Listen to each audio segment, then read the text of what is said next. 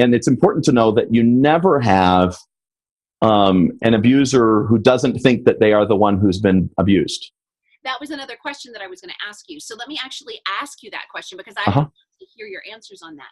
So when you have an abuse perpetrator and an abuse victim, how do you tell which one is the actual victim? Do you ever see the perpetrator claiming to be the victim?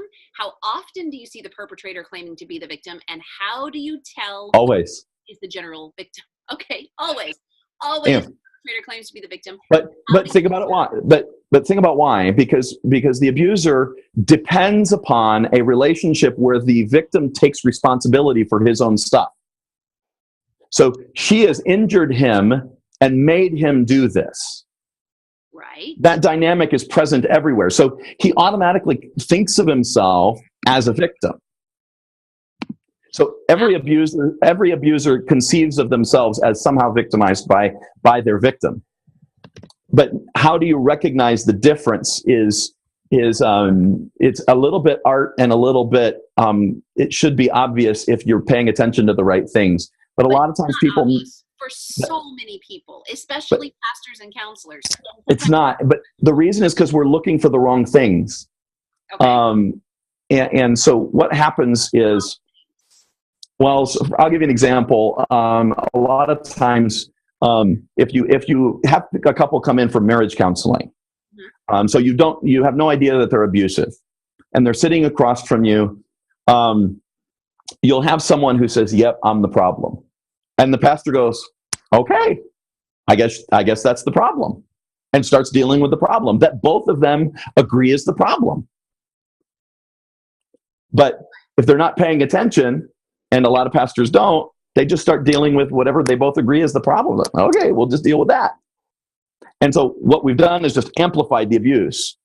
And then we've given credibility to the abuser in that relationship. As a rule, if both people present that one person is the problem, the person that's the problem is probably the victim. Wow. Okay, say that again. If both people present that one person is the problem. Yep, the same person. They both agree as who is the problem. Then that person is probably the victim. Probably. It's conceivably possible you could have an exceptionally good liar who's anticipating that, but that would know of at least one case where a case with addiction and sexual infidelity. Yes. Where the perpetrator was a spiritual leader, and when outside people got involved, the perpetrator did present that they were the problem because their sexual addiction had just been exposed. Oops. And so they were taking responsibility for that. That was the red flag.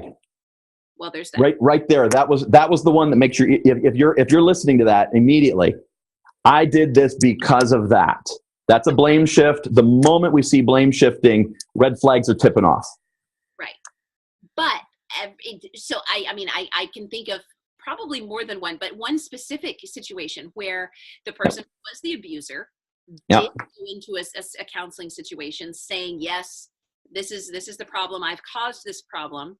Of course, there was blame shifting and gaslighting and manipulation and everything else after the fact, but they did start stating that they themselves were the problem. Yep. And the spouse was saying, hey, I just found out you've been cheating on me, so you are the problem. Of course, there's also the very recent expose that was unavoidable. So a bit of mea culpa was... Yeah. Now, so when you have somebody who's cornered, where they can't get out of owning it, right, you're going to have an interesting dynamic that goes on there. But usually, what happens is you have an ownership that is only partial. Absolutely, and it always comes with a but. Disclaimer, caveats galore. Yeah, it's not a full acceptance of fault. It's kind of like, well, yes, but if you understood,